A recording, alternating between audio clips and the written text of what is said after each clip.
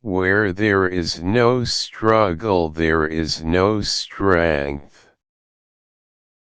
It doesn't matter who you are, where you come from. The ability to triumph begins with you, always. Forgiveness is letting go of the hope that the past can be changed. I would like to thank the people who've brought me those dark moments, when I felt most wounded, betrayed. You have been my greatest teachers. The great courageous act that we must all do, is to have the courage to step out of our history and past so that we can live our dreams. You look at yourself and you accept yourself for who you are. And once you accept yourself for who you are, you become a better person. If you want your life to be more rewarding, you have to change the way you think. In the midst of difficulty lies opportunity. Doing the best at this moment puts you in the best place for the next moment. Do the one thing you think you cannot do. Fail at it. Try again. Do better the second time.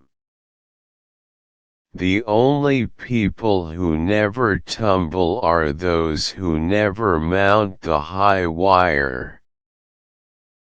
This is your moment. Own it.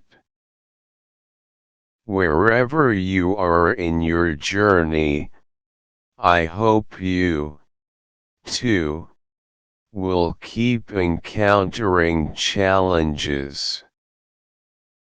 It is a blessing to be able to survive them, to be able to keep putting one foot in front of the other, to be in a position to make the climb up life's mountain, knowing that the summit still lies ahead. And every experience is a valuable teacher. Every time you suppress some part of yourself or allow others to play you small, you are ignoring the owner's manual your Creator gave you. What I know for sure is this: you are built not to shrink down to less but to blossom into more. To be more splendid. To be more extraordinary. To use every moment to fill yourself up. One of the hardest things in life to learn are which bridges to cross and which bridges to burn. It makes no difference how many peaks you reach if there was no pleasure in the climb. When people show you who they are, believe them. You get to know who you really are in a crisis. If friends disappoint you over and over, that's in large part your own fault. Once someone has shown a tendency to be self-centered, you need to recognize that and take care of yourself. people aren't going to change simply because you want them to. True forgiveness is when you can say, "Thank you for that experience." I believe that every single event in life happens in an opportunity to choose love over fear. I don't believe in failure. It's not failure if you enjoy the process. Real integrity is doing the right thing, knowing that nobody's going to know whether you did it or not. You are responsible for your life. You can't keep blaming somebody else for your dysfunction. Life is really about moving on. You've got to follow your passion. You've got to figure out what it is you love, who you really are, and have the courage to do that. I believe that the only courage anybody ever needs is the courage to follow your own dreams. The key to realizing a dream is to focus not on success but significance, and then even the small steps and little victories along your path will take on greater meaning. I have crossed over on the backs of Sojourner Truth, Harriet Tubman, Fannie Lou Hamer, and Madam C.J. Walker. Because of them I can now live the dream. I am the seed of the free, and I know it. I intend to bear great fruit.